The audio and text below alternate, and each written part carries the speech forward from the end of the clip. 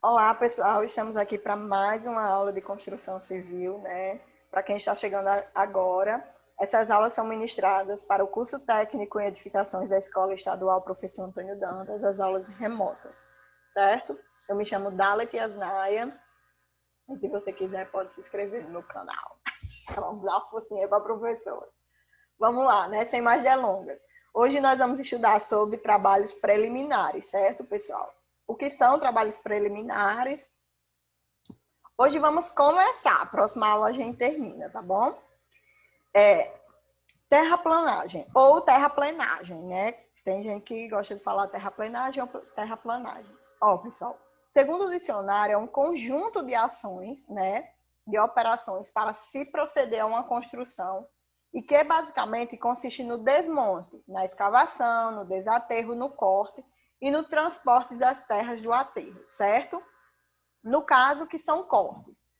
Cortes, ele deve, no caso de cortes, deverá ser adotado um volume do solo correspondente, certo?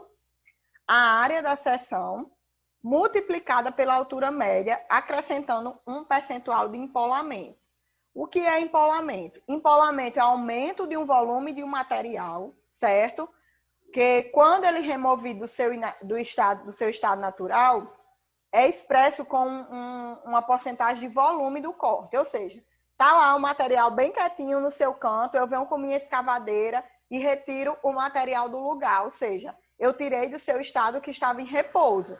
Quando eu tirei do seu estado em repouso, da sua compactação, eu gerei então outro volume, ou seja, eu gerei um acréscimo de volume. Por isso que eu chamo de empolamento, pessoal. O volume aumentou. Então, eu preciso considerar esse aumento no material que foi cortado, certo? Porque ele estava lá compactado e agora eu praticamente descompactei ele, né? Eu tirei ele do seu estado natural e agora eu preciso que eu não sei agora qual o real volume dele, então eu preciso calcular, tá bom? Então, aqui eu tenho uma relação de empolamento para alguns tipos de solo.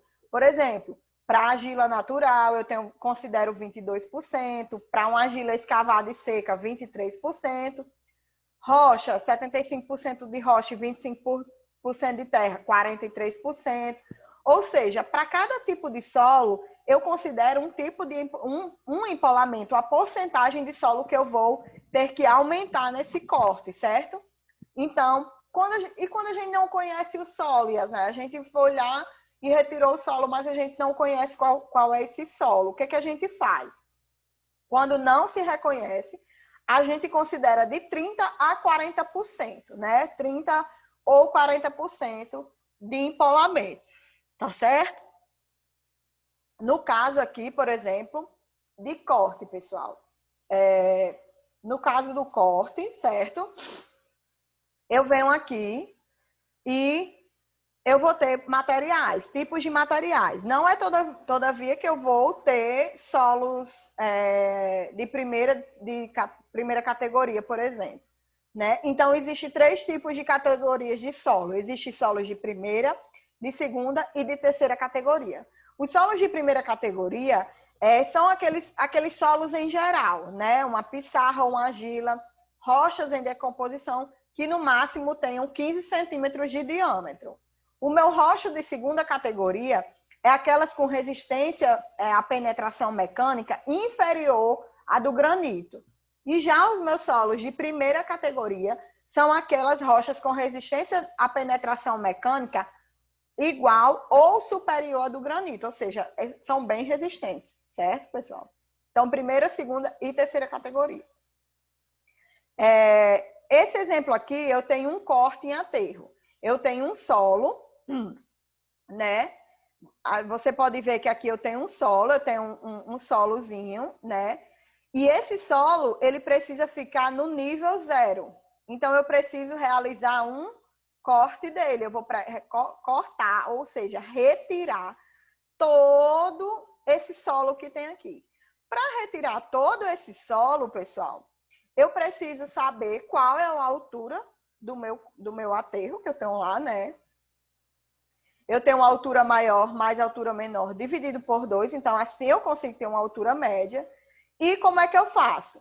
Eu sei que o meu volume do corte vai ser igual a quanto? Vai ser igual à minha área, né, do corte, vezes a minha altura média, vezes quem, pessoal? 1,4. O que é esse 1,4? De onde é que veio? Esse 1,4, pessoal, é o empolamento, né? É o empolamento, esse 1,4, certo? Empolamento. Então, esse empolamento, pessoal, eu considerei de 40%. Tá vendo que eu considerei de 40%? Eu disse a você, quando eu não conhecesse o solo, eu consideraria de 30% a 40%. Então, considerei aqui 40% e na maioria dos casos a gente considera 40%, certo? Então, a área, né, de proteção do corte vezes a altura média vezes 1,4, vezes o meu empolamento, para cortes, certo? E para aterros, pessoal, como é que eu faço? A mesma coisa, sendo que o meu empolamento vai ser considerado de 30%. Ou seja, para cortes eu considero um empolamento de 40% e para aterros eu considero um empolamento de 30%, 1,3%. Fazemos a mesma medida da altura média, certo? E nós vamos ter a área, né, de proteção ao corte, tá bom? A área que nós vamos cortar, a gente vai saber, tá bom? Então, pessoal, essa aula aqui é para vocês entenderem mais ou menos como ocorre o processo de terraplenagem em relação a corte e aterro.